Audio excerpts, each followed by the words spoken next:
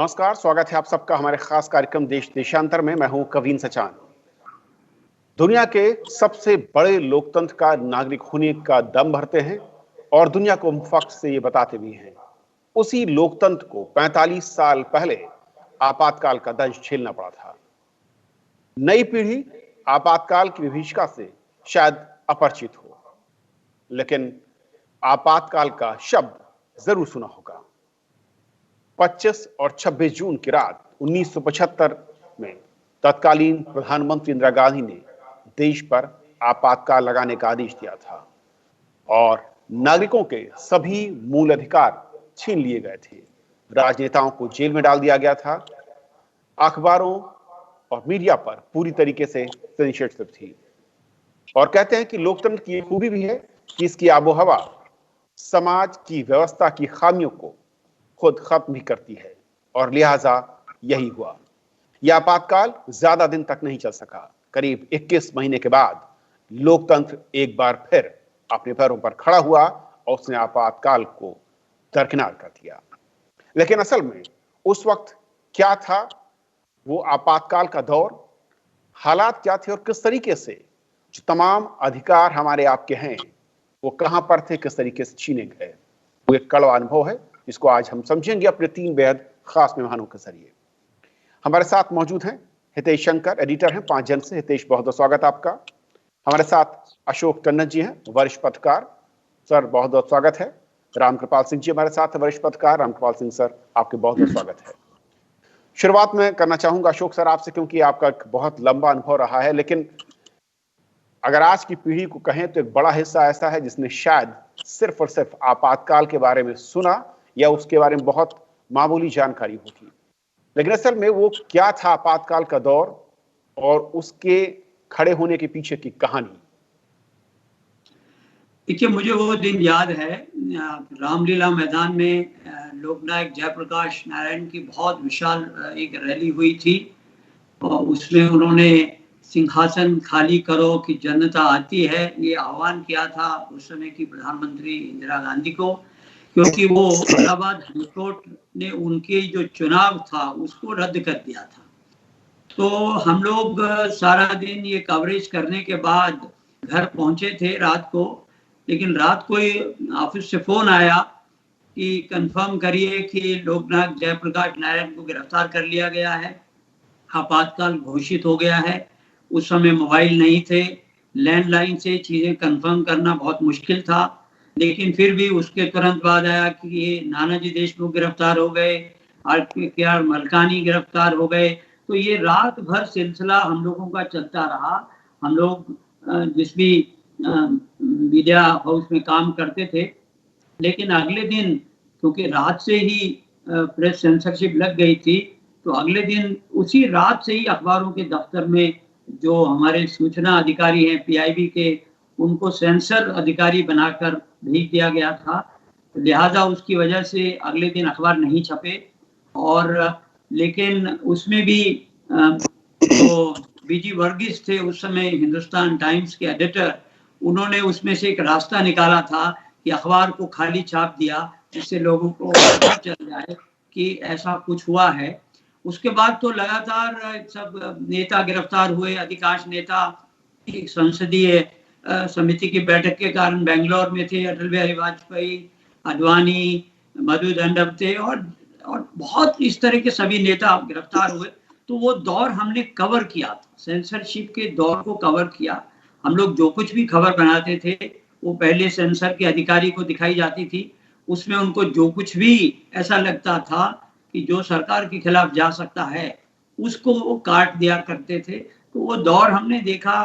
फिर मैंने तो जॉर्ज फर्नांडिस के खिलाफ जो डायनामाइट केस चला, दिनेश 2 का मुकदमा चला, उसको भी मैंने कवर किया। तो वो पूरा दौर हम देखते थे, लेकिन देश में क्या हो रहा है इसकी जानकारी लोगों को नहीं मिल रही थी। ऑल इंडिया रेडियो सेंसर था, तो लोग बीबीसी सुना करते थे कि बीबीसी से पता चलता था कि देश के किस हिस्से में विद्रोह हो रहा है, देश के किस हिस्से में क्या हो रहा है। तो वो दौर चला। लेकिन जैसा आपने कहा, ये अंतरराष्ट्रीय दबाव के चलते इंदिरा गांधी जैसे प्रधानमंत्री जिन्होंने इमरजेंसी लगाई क्योंकि वो असुरक्षित महसूस करने लगी थी, और उस समय के जो उनके सलाहकार थे सिद्धार्थ शंकर रे और बाकी लोग, डीके बरुआ, उन लोगों ने उनको कहा कि एक ही रास्ता है कि आप पूरी सत्ता अपने हाथ में ले लीजिए। तो वो दौर भी आपने जैसे कहा 19 महीने से ज्यादा नहीं चल पाया, क्योंकि अंतरराष्ट्रीय दबाव के चलते इंदिरा गांधी को इमरजेंसी हटानी पड़ी, आम चुनाव करने पड़े, और उस आम चुनाव में जनता ने जो उत्तर दिया वो अप्रत्याशित था। जनता पार्टी बनी, विपक्ष के नेता सारे एकजुट हुए जयप्रकाश नारायण के नेतृत्व में, और वो जनता पार्टी ने 3/4 बहुमत हासिल किया। वो जो चुनाव की सभाएं के हम दृश्य आज भी याद करते हैं, लाखों की संख्या में लोग उमड़ते थे और रात के 2-2 बजे तक भी नेताओं का इंतजार करते थे। और उसमें कुछ जैसे बाबू जगजीवन राम, HN बहुगुणा, इन लोगों ने भी उस समय कांग्रेस छोड़ी, चंद्रशेखर और मोहन धारिया, ये इस तरह से एक तरह से बगावत कांग्रेस में जो हुई इंदिरा जी के खिलाफ, वो सब का परिणाम ये हुआ कि उसके बाद ये माना जाने लगा कि अब इस देश में किसी भी तरह से आपातकाल लगाया नहीं जा सकेगा। और इस बीच में जो 44 साल निकल गए, भारत का लोकतंत्र परिपक्व हो चुका है। अब कोई सोच भी नहीं सकता कि इतने मजबूत लोकतंत्र में फिर से कोई इस प्रकार की इमरजेंसी लगाने का दुष्प्रयास करेगा। तो मैं ये मानता हूं कि आज भारत का लोकतंत्र सुरक्षित है, और हमारे देश का मीडिया, हमारी जुडिशरी जिस प्रकार से वॉचडॉग का काम करते हैं, तो आज की पीढ़ी को इससे डरने की आवश्यकता नहीं है कि ऐसा जो डार्क चैप्टर हमारे लोकतंत्र में आया था, काला दिवस जिसको कहा जाता है, उसको मनाते हैं, वो अब इस देश में नहीं होगा। ये आज की पीढ़ी आश्वस्त रहे, क्योंकि उस समय जो हुआ, उसके खिलाफ जो लड़ाई लड़ी गई, उसमें जो कुछ भी बलिदान लोगों ने दिया, जेलों में ठूस दिए गए, और जैसा आपने कहा जुडिशरी को डिरेल कर दिया गया, वो सब अब 44 साल पीछे की कहानी है। और अब भारत एक स्वतंत्र, स्वच्छ स्वतंत्र लोकतंत्र है, हमारे पास वाइब्रेंट मीडिया है, हमारी इंडिपेंडेंट जुडिशरी है। तो मैं आश्वस्त हूं, और मैं नई पीढ़ी को भी आश्वस्त करना चाहता हूं कि अब वो उस प्रकार का काला दिवस भारत के लोकतंत्र के इतिहास में कभी नहीं आएगा। बिल्कुल रामकृपाल सर, जिस तरीके से इस पूरे के पूरे, मैं कहूं कि जब जून 1975 उसके पहले के हालात अगर, और किस तरीके से राजनीतिक, मैं कहूं कि जो ताकत थी उसको सर्वोपरि रखने की कोशिश लोकतंत्र पर, या मैं कहूं कि हावी होने की कोशिश, शायद कहना गलत नहीं होगा। देखिए, वही है कि क्या भूलूं क्या याद करूं। अशोक जी ने तो बहुत सारा बता दिया। मैं उस समय कानून का विद्यार्थी था काशी हिंदू विश्वविद्यालय में, और जेपी मूवमेंट में हम लोग बहुत सक्रिय भूमिका निभा रहे थे। आज जो राज्यसभा के उपाध्यक्ष हरिवंश जी और हम लोग साथी थे। क्या हुआ था, गुजरात के एक मेस बिल में, गुजरात के एक इंजीनियरिंग कॉलेज में केवल मेस बिल बढ़ा दी गई थी। उसको लेकर यह आंदोलन शुरू हुआ, और जेपी को लोगों ने गुजरात बुलाया, और पहला जो नारा शुरू हुआ वहां से, चिमन भाई पटेल हटाओ। उसके बाद फिर क्या हुआ कि बिहार में भी एक तरह से हम लोग बिल्कुल ये चलता रहा कि किसी तरह से लोकतांत्रिक, फिर बिहार से हुआ, बिहार में शुरू हुआ, और धीरे धीरे वही जयप्रकाश जी हमारे राजा राम मोहन हॉस्टल में आए थे। मैं समझता हूँ 74 के जाड़े की बात रही होगी, अक्टूबर नवंबर की।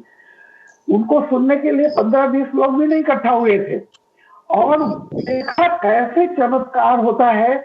और उसके बाद जेपी जिन सभाओं में जाते थे, जो उनका मुख्य गीत होता था, जिसको अरुण चौबे और 4-3 लोग गाते थे, और जेपी उससे गदगद होते थे, वो था तिलक लगाने तुम्हें जवानों क्रांति द्वार पर आई है। उसका बहुत बढ़िया, आओ कृषक श्रमिक नागरिकों इनकलाब का नारा दो, गुर्जर शिक्षक बुद्धिजीवियों अनुभव भरा सहारा दो, फिर देखें हम सत्ता कितनी बर्बर है बहुराई है। वहां से शुरुआत हुई, और जिस तरह से एक जजमेंट आया जिसको लेकर के आप सबको पता है बैकग्राउंड, लेकिन आंदोलन चल रहा था। हम लोगों को कभी एहसास नहीं था कि कभी भी एक लोकतांत्रिक देश में इस तरह का कांड हो जाएगा। जैसा कि कर्नल जी ने बताया कि हम लोग उस समय तो कोई संसाधन नहीं थे जानकारी के लिए, अखबार ही हुआ करते थे, रेडियो था, हम लोग उस समय जाहिर सी बात है कि थोड़ा सा बीबीसी सुनते थे। तो जो जो हुआ उसके बाद किस तरह की चीजें हुई, और जो इतने दौर में मुझे लगता है कि अंतर्राष्ट्रीय दबाव के अलावा इंदिरा गांधी को अपनी गलती महसूस होने लगी थी। रीजन ये रहा कि जिस तरह से हम लोग जानते हैं कि कभी अखिल भारतीय विद्यार्थी परिषद और समाजवादी युवजन सभा यानी जो था, सब लोग एक हो गए थे। हम लोग उस दौर में संघर्ष करते थे, पर्ची बांटते थे, जिस तरह से था। लेकिन उनको गुमराह किया गया बाद में, धीरे धीरे जब उनको ये पता चला कि बहुत भयानक रूप से। तो और एक बात बता दूं आपको, बहुत सारे लेखक, बुद्धिजीवी, तमाम लोग ये फार्मूला सिद्ध करने में लगे थे कि आपातकाल में से अगर जाति हटा दीजिए तो विकास और प्रगतिशीलता है। और सरकारी लाभ करेंगे कि किस तरह से पूरा एक कैंपेन चला। लेकिन अंदर अंदर जो चीज एक विद्रोह की चिंगारी उबल रही थी, उसको धीरे धीरे बाद में महसूस किया उन्होंने। और मैं बताऊं, आपातकाल के बाद जब एक इंदिरा जी की बनारस में सभा हुई, जैसा कि टंडन जी ने बताया, मंच पर ये थे, डी.के. बरुआ भी थे और भी तमाम लोग थे। किसी ने इंदिरा गांधी को कहा कि देखिए कितनी बड़ी भीड़ आई है आपकी, अभी भी लोकप्रियता है, चुनाव अनाउंस हो चुका था। इंदिरा जी ने कहा था कि मुझे देखने आए हैं ये लोग, वोट नहीं देंगे। ये इस तरह की चीजें थी। तो बाद में जैसा टंडन जी ने कहा कि वो भयावह था। और आज जो 55 साल का कम से कम होगा, क्योंकि देखिए 45 साल का ये हो गया, और 10 साल का बच्चा उतना नहीं समझ पाएगा आज में। यानी आज जो 55 साल के ऊपर हैं वही इसके भुक्तभोगी हैं, जानते हैं कि क्या हुआ था। किस तरह से पुलिस आती थी हमारे हॉस्टल में, दरवाजों पर लात मारती थी, और किस तरह से रात रात को उठा के ले जाते थे बच्चों को। और जानते हैं क्या क्या चार्जेस लगाए जाते हैं? एक हास्यास्पद आपको बता दूं, एक एफआईआर में लिखा गया था कि इनके कमरे से एक पोस्टर मिला था जिसपे लिखा था कि अन्याय और अत्याचार के खिलाफ झुकना कायरता है। वो जज हंसा, कहा कि भाई ये बताओ, ये तो महात्मा गांधी ने कहा था, ये पोस्टर अगर लगा है इस पे अरेस्ट कर लिया, वो भी सत्ता के खिलाफ माना जाता था। यानी ईमानदारी की बात ये थी कि जितना डर और जिस तरह का माहौल था, अकल्पनीय है वो। और जिस तरह से जॉर्ज को, बाकी लोगों को प्रताड़ित किया गया। और जेपी जब जेल से छूटने के बाद आए थे, हम लोग गए थे वहां राजघाट पर उनसे मिलने, और जिस तरह से बिल्कुल देखा उनकी हालत को, बहुत ही खराब हालत थी उनकी। तो वो दौर बहुत ही जी हितेश, क्योंकि भारतीय संविधान, क्योंकि आज की युवा पीढ़ी को यह भी समझना होगा कि जब भारतीय संविधान में चेक एंड बैलेंस का बहुत ही पुख्ता इंतजाम किया गया था, लेकिन इसके बावजूद जो सपोर्ट सिस्टम, या मैं कहूं कि उसके अलग अलग पिलर्स, उन सब के बावजूद लोकतंत्र में आपातकाल का लागू हो जाना, ये वो कौन सा पतला सकरा या गलियारा था, या कहां पर लूफूस इसके चलते ये मुमकिन था? मुझे एक बात लगती है कि जैसे टंडन जी या रामकृपाल जी जब बात करते हैं तो उनके पास बहुत सारे मेमोयर होते हैं, वो बहुत सारी चीजें रिकॉल करके बता सकते हैं। मगर आपकी हमारी पीढ़ी के जो लोग हैं, जब भी इस मुद्दे को समझने की कोशिश करते हैं तो हमारे पास आर्काइव में जाने के अलावा कोई साधन नहीं होता, क्योंकि हमें बहुत सारी चीजें जोड़कर देखनी है। तो आंदोलनों की गर्मी, उस समय के नारे, ये शायद ना पता हो, मगर एक सीक्वेंस जुड़ता हुआ लगता है। और मुझे जो इसमें सबसे महत्वपूर्ण बात लगती है कि ये 75 में जो आपातकाल आया, इसके पीछे शायद 71 की जीत वहां से शायद शुरू हो गई थी। क्योंकि 71 में जिस समय इंदिरा जी जीती थी तो 352 सीट थी उनके पास, मगर उस सीट के बावजूद एक इस देश में चेक एंड बैलेंस वाला जो सिस्टम है, जो न्यायपालिका है, वो सत्ता को उसकी मनमानियों पर रोक लगाने में सक्षम है, ऐसा दिखाई देता था। और खास तौर से 3 मामलों की बात करनी जरूरी है कि जो उससे पहले 67 में जो गोलकनाथ केस था एक, वो जिसमें ये कहा गया था कि सरकार नागरिकों के मूल अधिकारों में कटौती नहीं कर सकती।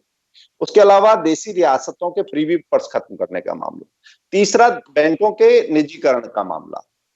ये 3 मामले ऐसे थे जहां पर न्यायपालिका की राय सरकार की राय से मेल नहीं खाती थी, और इस बात से सरकार बहुत गुस्से में थी कि किसी भी तरह से इस न्यायपालिका को काबू करना है। और जब ये आप देखिए कि इसके बाद ये कैसे आगे बढ़ता है कि आगे केशवानंद भारती जब केस आता है तो हमने ये देखा कि सरकार की बात एक तरफ आती है और दूसरी तरफ बेंच पूरी पट गई थी। तो उसे खाली जुडिशरी का एक फैसला नहीं मानना चाहिए, उसमें जो सरकार की बात में जिन्होंने सहमति जताई, बाद में जुडिशरी में उन्हें जंप देकर एक उन्हें पदोन्नति दी गई, और जिन्होंने असहमति जताई वो एक तरफ खड़े कर दिए गए। जैसे जस्टिस एचआर खन्ना की बात रामकृपाल जी जानते होंगे, टंडन जी जानते होंगे कि मौलिक अधिकारों में कटौती नहीं कर सकती सरकार। या आपातकाल में जबलपुर एडीएम बनाम शिवकांत शुक्ला का एक केस था, उसमें एचआर खन्ना के अलावा बाकी सब लोग एक तरफ थे। ये सब चीजें जब हुई, सरकार ने, केंद्र सरकार ने वो तीनों मामले तो पलटे ही जो सुप्रीम कोर्ट की बात थी, चाहे अधिकारों में कटौती की बात हो, प्रीवी पर्स की बात हो, बैंकों के निजीकरण की बात हो, मगर ये बात गांठ बांध ली कि इस पर नकेल अगर नहीं कसी गई तो मनमानी नहीं चल सकती। और इसका सबसे जीवंत अगर हम एक स्वरूप देखें कि लोकतंत्र का, हम इसे सबसे वाइब्रेंट, सबसे जीवंत उदाहरण है हमारा, मगर जो एक संशोधन आपातकाल के दौरान हुआ था, चेक एंड बैलेंस को खत्म करने वाला, कि इस देश के राष्ट्रपति, उपराष्ट्रपति, प्रधानमंत्री और लोकसभा अध्यक्ष, इनके चुनाव को चुनौती ही नहीं दी जा सकती, ऐसा भी एक प्रावधान हुआ। तो चेक एंड बैलेंस रहे ही ना, इसके लिए एक बड़ी कवायद। उसके बाद जो उसका विस्फोट हुआ है जनाकांक्षाओं का और आंदोलन का, वो मुझे लगता है कि आज हम प्रबंधन और सिनर्जी की बात करते हैं, मगर भारतीय राजनीति में चेक एंड बैलेंस की कितनी बड़ी जरूरत है, न्यायपालिका किस जगह पर खड़ी है, और अभिव्यक्ति की आजादी को कुचला नहीं जा सकता। ये सिनर्जी जो दिखी थी, जिसमें सर्वोदयी नेता भी थे, समाजवादी भी थे, और जो जनसंघ था, और छात्र युवजन सभा की बात हुई, एबीवीपी की बात किए बिना ये अधूरा रहेगा। वो सब जब इकट्ठे आए तो ये लोकतंत्र का, मैं कहता हूं, महापर्व बन गया। और ये चेक एंड बैलेंस बने रहने चाहिए, इसके लिए सबसे मुखर, दुनिया के लिए जो मिसाल हो सकती है, एक ऐसा ही आंदोलन बना। जी रामकृपाल सर, क्या ये भी कहा जाता है कि जिसकी पृष्ठभूमि रही वो इलाहाबाद हाई कोर्ट का वो फैसला, जिसके चलते मैं कहूं कि सत्ता पर बैठे शीर्ष लोगों को एक खतरे का आभास हुआ और उससे निपटने के लिए इस हथियार का इस्तेमाल? निश्चित तौर पर ये था। और जैसा कि हितेश भाई अभी बता रहे थे, याद करना चाहिए हम लोगों को कि इमरजेंसी के दौरान 44th अमेंडमेंट बिल लाया गया था, जो बाद में 42nd वो कहते हैं एक्ट बना। उसमें 3 चीजें थी। हाँ, सबसे बाद में एक क्लास था, सी क्लास था, जिसमें यह था कि कुछ भी किसी की संपत्ति ले ली जाए, ठीक है, और जो कुछ भी सरकार करेगी इसे अदालत में चुनौती नहीं दी जा सकती। ऊपर के 2 कोर्ट ने कहा कि नो, उसको डाउन किया कि ऐसा कोई भी वो चीज नहीं है सरकार की जिसको अदालत में चुनौती नहीं दी जा सकती। और ये याद रखिए कि इसी के बाद फिर वो जो बात हुई एडवाइजरी जुडिशल के तहत कि आखिर संविधान के मूल ढांचा क्या है, तो जो basic structure of the constitution है, मतलब एक आपात स्थिति में बहुत सारी ऐसी भी चीजें थी ताकि ये लोगों को रहे कि जीवन का अधिकार कोई नहीं छीन सकता, और भी बहुत सारी उसमें फंडामेंटल जो राइट्स हैं उसमें से बेसिक स्ट्रक्चर क्या क्या है उसको भी वो लाया गया। तो मैं समझता हूं कि कई बार ऐसी भी चीजें होती हैं कि एक जो जिस तरह की व्यवस्था इलाहाबाद, वो आप जानते ही हैं कि कैसे शुरू हुआ था, असुरक्षा की आई, फिर दोष ये दिया गया कि जेपी तो आर्मी को भड़का रहे हैं। जयप्रकाश जी ने एक नारा दिया था, जयप्रकाश जी ने सिर्फ इतना कहा था कि भाई सत्ता के खिलाफ, पहले तो उन्होंने ही कहा था कि भ्रष्टाचार की गंगोत्री, फिर उन्होंने कहा कि कोई भी तुम प्रतिनिधि ना रहे हमारे, उन्होंने राइट टू रिकॉल की बात की थी। बहुत सारी, सिर्फ ये नहीं था कि सत्ता को हटाना है। अगर आप देखेंगे जयप्रकाश जी का आंदोलन बहुत बड़ा, वो कहते थे ना कि संपूर्ण क्रांति, यानी वो लैंड रिफॉर्म से लेकर के इतनी सारी चीजें थी, लेकिन उसको क्या हुआ कि सत्ता को लगा कि ये तो मेरे लिए चैलेंज है, सत्ता को लगा कि असुरक्षा की भावना हो गई, इसके चलते किया गया था।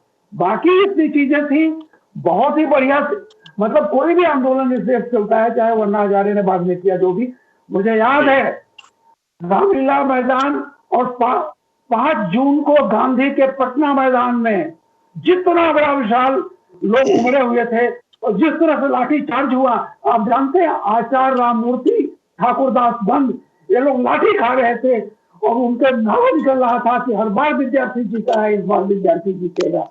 तो वो दौर ऐसा था, जैसा हितेश जी ने भी कहा, विपक्ष को, जो लोग जेल में थे, वहां भी एकता करने की बात अच्छी हो गई, क्योंकि उनमें और जो स्टूडेंट विंग हुआ करती थी उस दौर में, तो ये इसके चलते क्या हुआ कि भारतीय लोकतंत्र में एक बार पूरा देश एक मत हो गया। और जैसा कि है, जिस उत्तर प्रदेश से ये सब सारी चीजें, एक तरह से गुजरात, उत्तर प्रदेश में से एक भी सीट कांग्रेस को नहीं मिली, आप समझ लीजिए, नॉट ए सिंगल सीट। तो मैं समझता हूं कि बहुत सारी चीजें, मैं आज के जो लोग हैं जो उस दौर को नहीं देखा है, उस दौर के प्रोसेस को समझना चाहिए कि कैसे कैसे क्या क्या कोशिश की गई।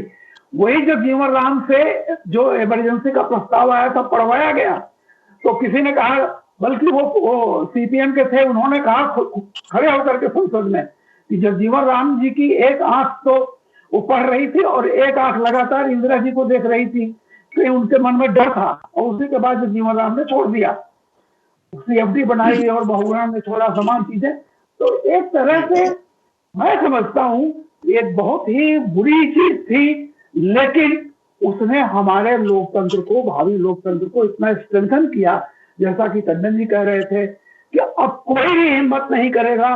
और इतना जागरूक हो चुका है यह देश और तमाम तरह की जुडिशरी भी इस पर आ गई कि बस सत्ता के सामने उतना ही सरेंडर करना है कि आदमी, इंसान का मौलिक अधिकार कोई भी सत्ता कभी नहीं छीन सकती, और उसको व्याख्या किया गया। तो मैं समझता हूँ यह इमरजेंसी की, उस घटना की, जो दुखद घटना थी, उसकी एक बहुत बड़ी देन भी है, जिससे हमारा लोकतंत्र मजबूत हुआ है। टंडन सर, क्योंकि उस दौर में ये भी कहा जाता है कि अगर इमरजेंसी को दौर को देखें और समझें, और आप इससे बेहतर कोई नहीं होगा जो बता पाएगा कि जुडिशरी का रोल और ज्यादा अगर मजबूत और ज्यादा व्यापक होता और वो अगर ठीक से खड़ा होता तो शायद हालात कुछ और होते। क्या वाकई सच है? सच है। और मैं समझता हूं कि केवल जुडिशरी क्यों, मीडिया भी अगर उस समय खड़ा रहता, डटा रहता, जैसे आडवाणी जी ने कहा था कि media was asked to bend and it started crawling, वो स्थिति भी बड़ी दुर्भाग्यपूर्ण थी। कुछ उसमें से ऐसे भी थे एडिटर, पत्रकार जो जेल गए, 250 के करीब पत्रकारों की एक्रेडिटेशन कैंसिल की गई थी, शायद 80 के करीब एडिटर पत्रकार जेलों में भी ठूसे गए थे। आवाज भी उठी थी। मुझे याद है कि प्रेस क्लब में कुलदीप नैयर ने इस प्रकार से एक आवाज उठाई थी और उनको वहां से गिरफ्तार किया गया था। लेकिन जुडिशरी पर उम्मीद ज्यादा इसलिए थी, लेकिन वो जो जुडिशरी की पावर्स थी उनको सस्पेंड कर दिया गया। देखिए, अगर कॉन्स्टिट्यूशन के प्रोविजन, फंडामेंटल राइट को आप सस्पेंड कर देते हैं एक एग्जीक्यूटिव ऑर्डर से, तो जुडिशरी के ऊपर फिर निर्भरता बहुत कम हो जाती है। लेकिन जुडिशरी में भी, जैसे हितेश जी ने बताया, HR Khanna, justice HR Khanna, ऐसे कई जजेस भी खड़े हुए थे। लेकिन कुल मिलाकर मेरा ऐसा मानना है कि चाहे लोकतंत्र में जुडिशरी हो या मीडिया हो, सबसे ताकतवर है देश की जनता। ये जनता का ही दबाव था जिसके आगे इंदिरा गांधी को झुकना पड़ा था, और जनता का जो रोष था, जनता का जो इस इमरजेंसी के खिलाफ जवाब था, जो 1977 के चुनाव में दिखाई दिया, वो जो डर था, मेरा ऐसा मानना है कि राजनीतिक दलों को वो जो दृश्य था, जिस प्रकार से देश की जनता उमड़ी थी, उस डर के चलते ही आगे कोई भी इमरजेंसी नहीं लगाएगा। देखिए, संविधान को तो डिरेल कर दिया गया, लेकिन क्या जनता के मानस को कोई डिरेल कर पाया? जिस प्रकार से हमने वो दृश्य देखे हैं कि किस प्रकार से, मतलब आप सोचिए कि गरीब से गरीब गांव में भी लाखों की तादाद में लोग सड़कों पर आते थे। वो जो दृश्य था वो हमारे लोकतंत्र को मजबूत करता है। तो देश की जनता जागरूक है, देश की जनता सजग है, और उसमें योगदान करता है मीडिया और जुडिशरी। लेकिन जनता की जागरूकता और जनता की जो ताकत है, उसको समझकर ही राजनेता, ऐसा मुझे हमारा मानना है कि आगे से ऐसी गलती नहीं करेंगे भविष्य में भी, क्योंकि जिस नेता को जनता का समर्थन होता है उसको इस प्रकार से संविधान को डिरेल करने की आवश्यकता नहीं पड़ती है। तो अगर जनता का सपोर्ट रहेगा और जनता द्वारा चुनी हुई सरकारें ही राज कर पाएंगी, तो मेरा मानना है कि हम उस समय की जुडिशरी को बहुत ज्यादा ब्लेम नहीं कर सकते, क्योंकि और मीडिया भी उस समय काफी हद तक दबाव में था, जेलों में ठूसे गए थे, जो लोग जेल नहीं गए थे वो सेंसरशिप को मान रहे थे, उसके खिलाफ कितना भी विद्रोह हो, कुल मिलाकर मैं समझता हूँ कि देश ने जो वो एक काला इतिहास था वो पीछे छोड़ दिया है और लोकतंत्र मजबूत हुआ है। और आज दुनिया में भारत के मीडिया की और भारत की इंडिपेंडेंस ऑफ जुडिशरी की चर्चा होती है, और वो ऐसे नहीं है। 44 साल का जो सबक हमने सीखा है, मैं समझता हूँ कि आज कुछ भी गिने चुने लोग आरोप चाहे लगाते हों कि देश में मीडिया की स्वतंत्रता का हनन हो रहा है, लेकिन यहाँ पूरी दुनिया का मीडिया है भारत में, वो देखता है कि भारत का मीडिया और वक्त कम है, क्योंकि हितेश, अगर इस पूरे के पूरे घटनाक्रम के बाद आज हम कुछ सबक के तौर पर समझना चाहें या लेना चाहें, सीखना चाहें, आपकी नजर में क्या वो 4-5 बड़े पॉइंट हैं? देखिए, एक सबसे बड़ा पॉइंट मैं ये कहूंगा कि इस घटना ने आपातकाल इस शब्द को ही ऐसे परिभाषित कर दिया कि जैसे लोकतंत्र पर धब्बा हो। ये हमारे संविधान निर्माताओं की इच्छा निश्चित ही ऐसे नहीं थी। आज हम कोई मोबाइल लेते हैं, हम कोई कैब लेते हैं, उसमें पैनिक बटन होता है, उसमें SOS होता है, एक इमरजेंसी अलार्म रेज करने का सिस्टम होता है। हमारे संविधान निर्माताओं ने यही सोच के कि संविधान, बाबा साहब का एक अगर हम कोट याद करें तो उन्होंने कहा था हमारा संविधान अच्छा या बुरा, सबसे अच्छा भी हो सकता है, खराब भी हो सकता है, ये उस पे बरतने वालों के ऊपर है कि वो उसे कैसे करते हैं। मगर आपातकाल का निजी हित के लिए प्रयोग, जो देश के लिए बनी हुई चीज थी, संवैधानिक व्यवस्थाओं को बनाने के लिए, बचाने के लिए जो चीज थी, उसका निजी उपयोग करके उसे एक लोकतंत्र के लिए गाली बना दिया गया। तो मुझे लगता है सबसे बड़ा सबक है कि निजी इच्छाएं, परिवार, कुनबा, कोटरी, व्यक्ति, ये जब हित आते हैं तो लोकतंत्र की बात नहीं रहती, जनतंत्र की बात नहीं रहती, और वहां संविधान की बाह मरोड़ने की एक गुंजाइश बन जाती है।